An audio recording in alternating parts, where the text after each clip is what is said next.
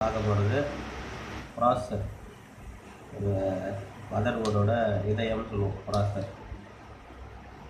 அந்த ப்ராசஸர் இருந்தால் தான் எல்லா ப்ராசஸும் நடக்கும். அந்த ப்ராசஸர் எங்கே இருக்குது, அது எப்படி கழட்டுறது,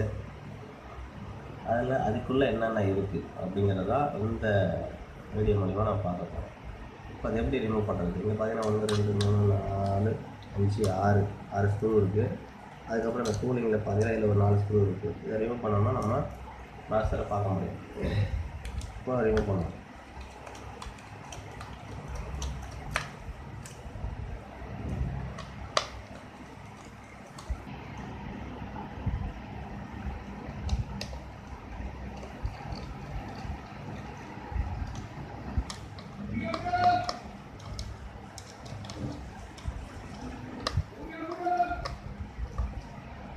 இப்போது இந்த ஸ்க்ரூவெலாம் ரிமூவ் பண்ணியாச்சு, இந்த ஸ்க்ரூ ரிமூவ் பண்ணியாச்சு. இப்போது அதை எடுத்துகிட்டு பார்ப்போம். இப்போ பாருங்கள், இதுதான் அந்த ஹீட் சிங்க்கு. ப்ராசஸருக்கு மேலே இதுதான் ஃபிக்ஸ் பண்ணியிருப்பாங்க. ஏன் இங்கே காப்பராக கொடுத்துருக்காங்கன்னா, காப்பர் இந்த ஹீட்டை ட்ரான்ஸ்ஃபர் கெப்பாசிட்டி அதிகம். இங்கேருந்து உள்ள ஹீட்டு நேராக இங்கே வரும். இங்கே வரும்போது இங்கே பார்த்தீங்கன்னா கூலிங்காக 100 வோல்ட்ஸ் வச்சுருக்காங்க. ஃபேன் இருக்குது. வர்ற ஹீட்டு ஃபேன்னால் கூல் ஆகி இந்த பக்கமாக வெளில வந்துடும். அதுங்களா, அதுதான் அந்த ப்ராசஸருக்கு மேலே ஃபிக்ஸ் பண்ணியிருக்கிறது. இப்படி ஃபிக்ஸ் ஆகிடுது இந்த இடத்துல. ப்ராசஸர் இங்கே இருக்குது. அதோட சப் சர்க்யூட் எல்லாத்துக்குமே இந்த மாதிரி இந்த பின்னு கொடுத்துருக்காங்க. ஏன் கொடுத்துருக்காங்கன்னா, சீக்கிரமாக அந்த மெட்டல் ஹீட்டை சீக்கிரம் ட்ரான்ஸ்ஃபர் பண்ணும். இந்த மெட்டல் மூலிமா நேராக அந்த ஹீட் எல்லாம் கலெக்ட் ஆகி இங்கே வரும். வரும்போது இந்த இடத்துல ஃபிக்ஸ் பண்ணியிருக்கோம். இந்த ஃபேனில் வர்ற காற்று இந்த ஹீட்டை வேகமாக வெளில தள்ளும். இந்த ஃபேன் பார்த்திங்கன்னா, இந்த ஃபேன் ஆன் ஆனதுக்கப்புறம் தான் ப்ராசஸரு ஆன் ஆகும். ப்ராசஸரு வேலையை ஆரம்பிக்கும். ஃபேன் இல்லாத சமயத்தில் ப்ராசஸர் ஆன் ஆகக்கூடாது. ஏன்னா அதிகமாக ஹீட் ஆகி இதோட சர்க்யூட் டேமேஜ் ஆகும். இப்போது அந்த ப்ராசஸரை ரிமூவ் பண்ண போகிறேன். ரிமூவ் பண்ணுறதுக்கு பார்த்திங்கன்னா, இங்கே ஒரு ஸ்க்ரூ கொடுத்துருக்காங்க. அதனால் ரிமூவ் பண்ணுறேன். அதை ஸ்க்ரூவை திருப்பினோம்னா இந்த ப்ராசஸர் ரிலீஸ் ஆகிடுச்சு. இந்த ப்ராசஸரோட பேக் சைடு இதில் பார்த்தீங்கன்னா AMD Turion அப்படிங்கிற ப்ராசஸர் தான் இப்போ நம்ம பார்க்குறோம். AMD Turion.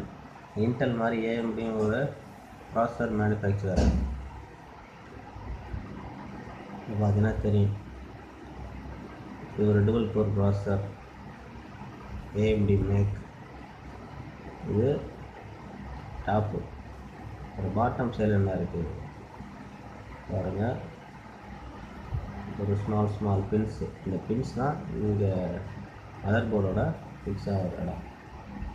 இந்த பின்னை நீங்கள் மாற்றி ஃபிக்ஸ் பண்ணிட்டீங்க. இங்கே 4 வித்தவுட் பின் இருக்கிற இடம் கொடுத்துருப்பாங்க. 4 இடம். அந்த 4 இடமும் இங்கே கொடுத்துருப்பாங்க. அதை நீங்கள் மாற்றி ஃபிக்ஸ் பண்ணிங்கன்னா அந்த பின்னோட எண்டெல்லாம் உடஞ்சி போயிடும். பின்னோட எண்டு உடஞ்சி போச்சுன்னா இது இங்கே கீழே மதர் போர்டோட ஃபிக்ஸ் ஆகாது. ப்ராசஸரே வேஸ்ட் ஆகிடும். இப்போது ரீசெண்டாக பார்த்தீங்கன்னா, இந்த மைக்ரோ ப்ராசஸருக்குள்ளே யூஸ் பண்ணுற பின் எல்லாமே கோல்டுன்னு சொல்கிறாங்க. இப்போ எல்லாருமே இந்த கோல்டை கலெக்ட் பண்ணுறதுக்கு என்னென்னலாம் இருக்குது அப்படின்னு.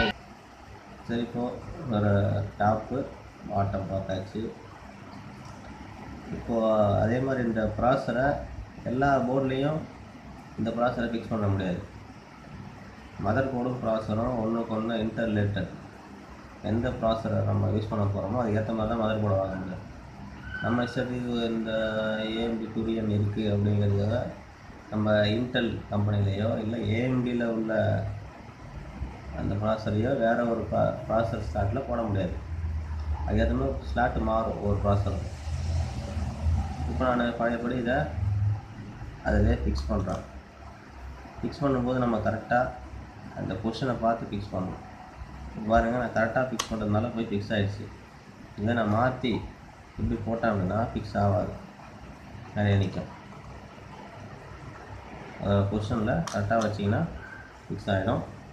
இப்போ பழையபடி இதை லாக் பண்ணிடணும், அடிக்க முடியாது. லாக் பண்ணிவிட்டு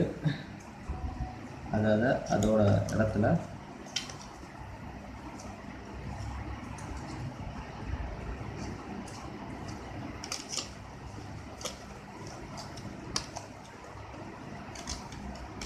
ஃபிக்ஸ் பண்ணிவிட்டு ஸ்க்ரூவை எடுத்து போட வேண்டியதான். இப்போ பழையபடி அந்த ப்ராசர் மேலே இந்த கூலிங் ஹீட் சிங்கை ஃபிக்ஸ் பண்ணியாச்சு. அவ்வளோதான். தேங்க்யூ ஃபார் வாட்சிங்.